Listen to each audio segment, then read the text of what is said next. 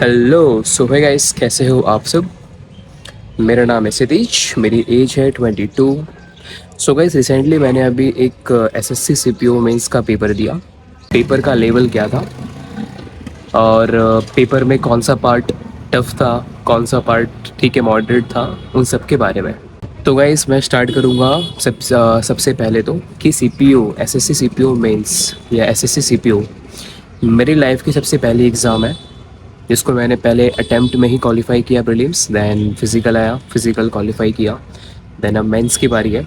इतने mock test देने के बाद मुझे ऐसा रियलाइज़ हुआ कि पेपर का जो लेवल था जो मेंस में आया था वो इजी टू मॉडरेट के रेंज में था।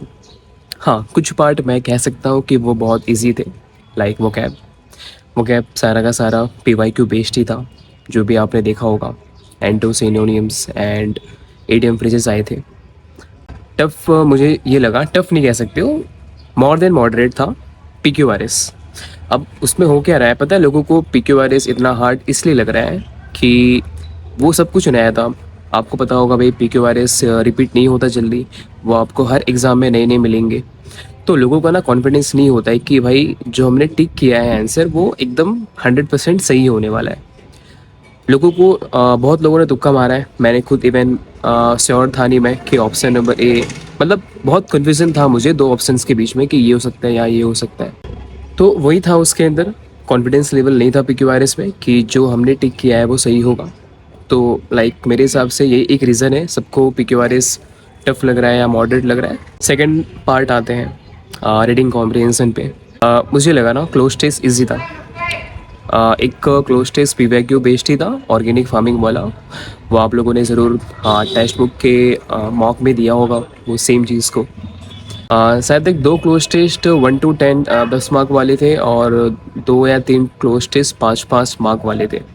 अब पता है एक चीज़ सबसे अजीब क्या हुई थी, जिसने भी भाई ये पेपर को सेट किया था ना, उसने ना पता है स्टूडेंट्स की साइकोलॉजी के साथ खेला है। कैसे, मैं बताता हूँ आपको। हम सब पता है क्या करते थे, जब भी हम लोगों ने मॉक टेस्ट दिया था तो हम सबको ना एक हैबिट हो चुकी थी कि मॉक टेस्ट को हम स्टार्टिंग कर देते वोकैब के साथ या इजी फॉर्मेट के साथ, वोकैब हो इडियम्स हो, इसके साथ हम स्टार्टिंग करते थे।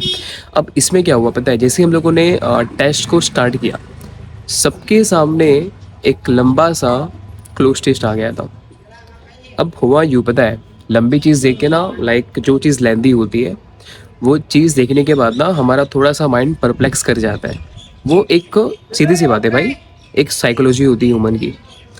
तो बहुत से बच्चे ना, मतलब इस चीज़ को ना वो लोग साथ फेस नहीं कर पाए। उन्होंने फिर पता नहीं क्या किया होगा, उन्होंने फिर स्किप किया होगा 2 दिन, लाइक स्किप कर रहे बार बार, लेकिन वो पैसेज ख़त्म ही नहीं हो रहा।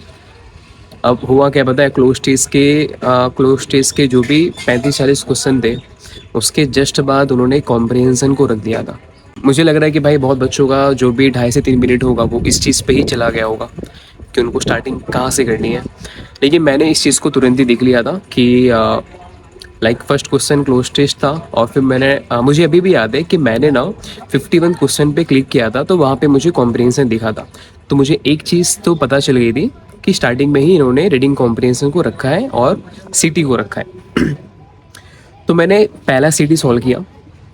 मेरे माइंड में एक स्ट्रेटेजी फिक्स थी कि अगर कुछ ऐसा होता है तो मैं क्या करूँगा, मैं एक CT और 10-20 क्वेश्चन वोकैब के हैं उसको मैं सॉल्व करूँगा। मैंने वही चीज़ की थी, मैंने डायरेक्ट जंप किया 81 क्वेश्चन पे। तो मुझे वहाँ पे वोकेबलरी दिखे 81 या कुछ ऐसा कुछ नंबर था, शायद तक 101 था। मैंने उस पर जंप किया तो मुझे वहाँ पे वोकैब दिखे।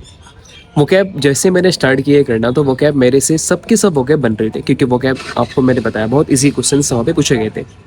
ओफ का एंटोनिम पूछा था, देवोर का सिनोनिम पूछा था, ये कुछ थे। इडियम फ्रेजेस बहुत इजी थे, सारे PYQ था, लाइक स्पिल द डैश करके तो स्पिल द बीन्स होता है, पीसेस ऑफ डैश तो भाई पीसेस ऑफ केक्स होता है। तो ये सब चीज़ें थी उसके अंदर। फिर आ जाते PQRS पे। PQRS हाँ मेरे अकॉर्डिंग था भाई जो मोर देन मॉडरेट लेवल का था, उसे आप इजी नहीं कह सकते, वो एक मोर देन मॉडरेट लेवल का था। पता है हो क्या रहा था, 4 से 5 PQRS 4 सीक्वेंस वाले में जो होते हैं ABCD वो थे। वो सबको इजी लगे होंगे, सब लोगों ने उसको अच्छे से अटेम्प्ट किया होगा। कन्फ्यूज़न कहाँ पे हो रहा था लोगों को, जो पैराग्राफ 6 सीक्वेंस में होते हैं, ए और एफ जहाँ पे फिक्स होता है और बीच के आपको 4 को सेट करना पड़ता है। तो वहाँ पे ना मतलब PQRS कुछ ऐसे थे ना कि बहुत कम लोगों को ना कुछ हिंट मिल रहा था। सेकंड सीक्वेंस ये होना चाहिए, थर्ड पे ये बैठना चाहिए, मतलब वहाँ पे ना लोगों को हिंट नहीं मिल पा रहा था। जो भी लोगों की स्ट्रेटेजी होती है PQRS में भाई कि प्रोनाउन को रखेंगे सेकंड, पहला नाउन आएगा, तो वो जो स्ट्रेटेजी थी ना वो वहाँ पे काम नहीं कर पा रही थी। तो एक रीज़न था, लोगों को PQRS हार्ड लगा था। फिर अब रही बात कट ऑफ की, तो मैंने आपको बोला कि मुझे इतना कुछ ज़्यादा पता नहीं है कि कट ऑफ किस बेसिस पे SSC डिटरमाइन करती है।